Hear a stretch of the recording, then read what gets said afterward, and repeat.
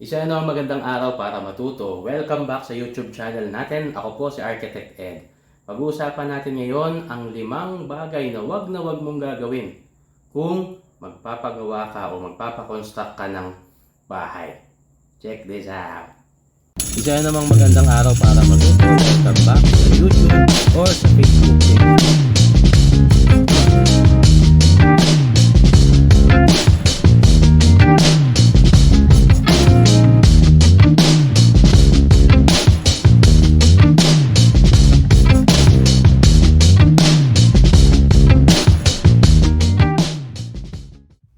Ang pinakauna sa mga dapat na wag mong gagawin ay ang katwiran na wag ka nang kumuha ng arkitekto.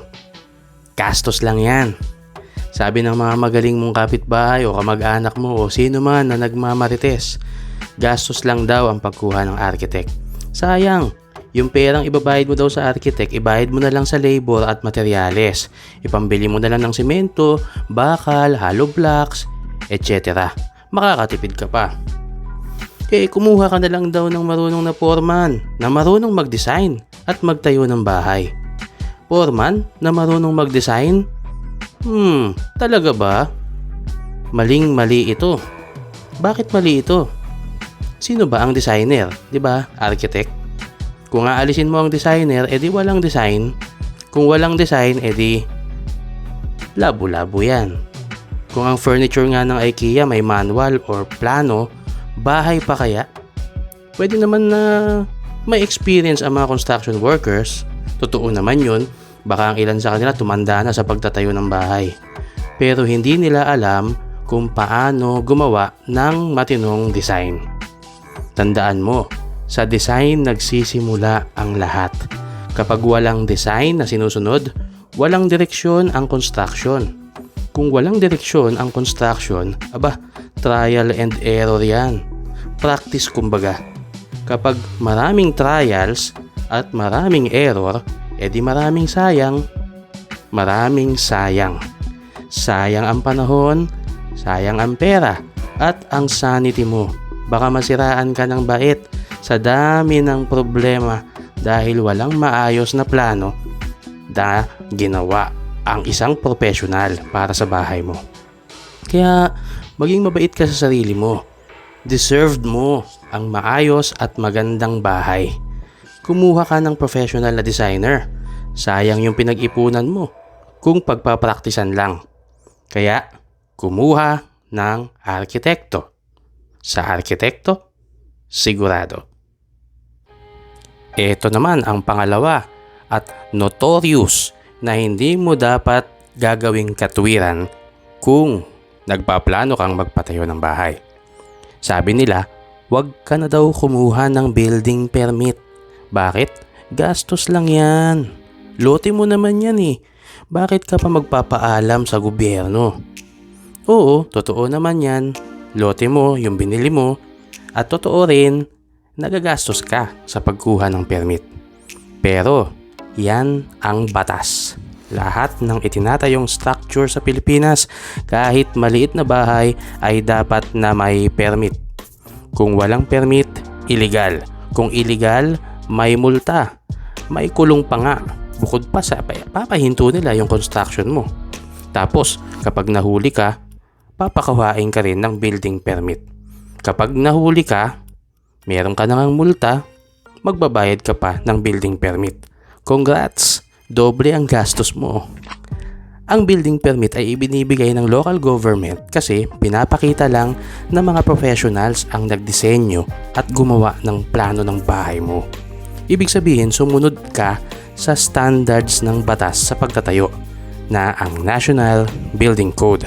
Ganon din, sumunod din yung mga engineers sa mga codes na kagaya ng Electrical Code of the Philippines, Structural Code of the Philippines, Sanitary Code, at iba pa.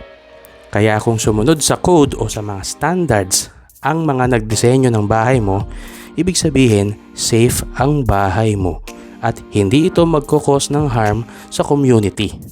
Sa buong mundo, standard na ang pagkuha ng building permit. Kaya kailangan ito. Itong pangatlo, palasakto. Yung katwiran na sagarin mo ang lote, sayang. Sa'yo naman yung lote, sagarin mo na, sayang ang space. Maling-mali. Bakit mali ang katwiran na to? Una, may requirements ang batas, ang National Building Code of the Philippines tungkol sa setbacks. Ano ba yung setbacks? Ibig sabihin, may standard na sukat ng space mula sa kalsada o mula sa property line mo na hindi pwedeng tayuan ng permanent structure.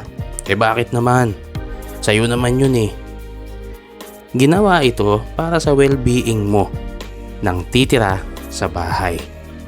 May sapat na space dapat para makapagbintana ka, makalanghap ka ng natural air, makakuha ka ng sinag ng araw or natural light.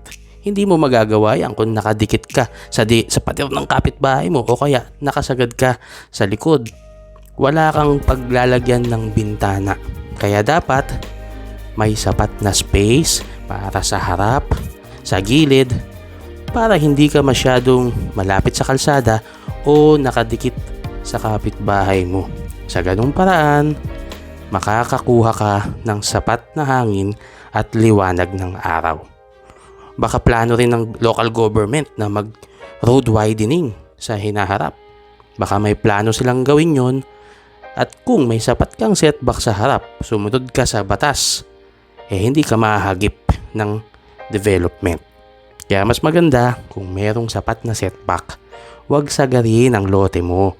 Kaya dapat may designer ka, kasi yung mga designer, mga arkitekto, alam nila ang minimum setback standards sa lugar mo. Kaya kumuha ng designer, magpa-design sa arkitekto kasi sila ang nakakaalam nito. Pang-apat na pwedeng baliwalain ng mga nagpapatayo ng bahay. Kasi daw meron na silang plano, may permit na sila, nakakalimutan nila na kumuha ng isang kontratista. Bahala ka na kung sinong kontraktor ang kukunin mo. Kung yan man isang bihasang matagal nang nagtatayo ng bahay na foreman o kung sino man na legit na kontratista. Ikaw ang bahala. Basta importante, may kontrata. Huwag mong sasabihin na, pinagkakatiwalaan ko naman yung kapitbahay ko na foreman okay na yan. Huwag. Dapat nakasulat lahat. Dapat may kontrata. Kaya huwag mong babaliwalain ang kontratang maliwanag. Black and white. Kahit Tagalog. Basta nakasulat ang mga sumusunod. Ano ang gagawin or yung scope of works? Magkano ang budget? Hanggang magkano lang talaga ang kaya mong ibayad? Ano ang timeline o yung work duration? Gaano katagal niyang gagawin at tatapusin yung project? Ano ang mga conditions ninyo? Halimbawa, sino bibili ng materyales? Kailan ka magbabayad? Magkano ang mga babayaran mo per billing? Ano-ano ang mga aasahan mong matatapos na activities bago ka magbigay ng bayad? At kapag may nasira after ng turnover o after na matapos niya yung project, gaano katagal ang warranty at ano ang scope nito? Kaya dapat black and white lahat ito, kahit sino pa ang kukunin mong kontratista, para may hahabulin ka sa kanya. Kapag ka may sumablay, hindi ka iiyak-iyak sa huli. At bago natin ibigay yung last, gusto ko munang i-shout out yung Japan Avenue. Isa sa mga paborito kong mga binibenta ng Japan Avenue ay itong pang-gargle nila na Okuchi. Maraming flavors to. Merong iba't ibang fruity flavors na papagbilian mo. Pagkatapos kong mag-toothbrush, nagagargle ako nito. Kasi ang totoo, hindi kaya ng toothbrush linisin kung ano yung nasa bibig natin. Kaya pagkatapos, ginagargle ko to at magugulat ka. Ang dumi pa rin pala ng bibig mo. Kasi ilalabas niya yung mga dead cells at mga maruming component na nandyan pa sa bibig mo pagkatapos mong ilabas yung liquid na nasa gargle na ito. So, check nyo yung kanilang FB page, Japan Avenue para sa iba't ibang Japan products and goods na mabibili nyo. Ito, last but not the least, yung sobrang pagdi-DIY, do it yourself. Pati construction ng bahay, ikaw na gagawa. Tandaan mo, hindi mo kayang gawin lahat. Hindi lahat ng nasa YouTube University magagawa mo. Ang construction ay maraming involved na activities. No? Mayroong planning, purchasing, management, quality control, at iba pa. Kung yung mga professionals nga na nag-aral na kung paano gawin ito ng tama sumasablay pa ikaw pa kaya? Kaya ipaubaya mo na sa mga experts. Kumuha ka ng professionals. Kumuha ka ng building permit. Kumuha ka ng mahuhusay na manggagawa or contractor. Ipaubaya mo sa kanila kasi sila yung magaling. Sila ang nakakaalam. Magbayad ka na lang. Mas magiging madali ang buhay mo. Basta sundin mo yung tamang flow ng napag-usapan natin. Una, kumuha ng designer. Magkaroon ng tamang design. Kumuha ng building permit at kumuha ng contractor or ng skilled workers na magtatayo ng dream house mo.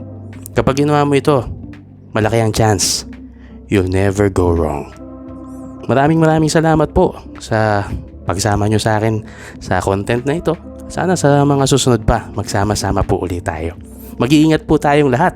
Hanggang sa muli, ako po si Architect Ed. Bye!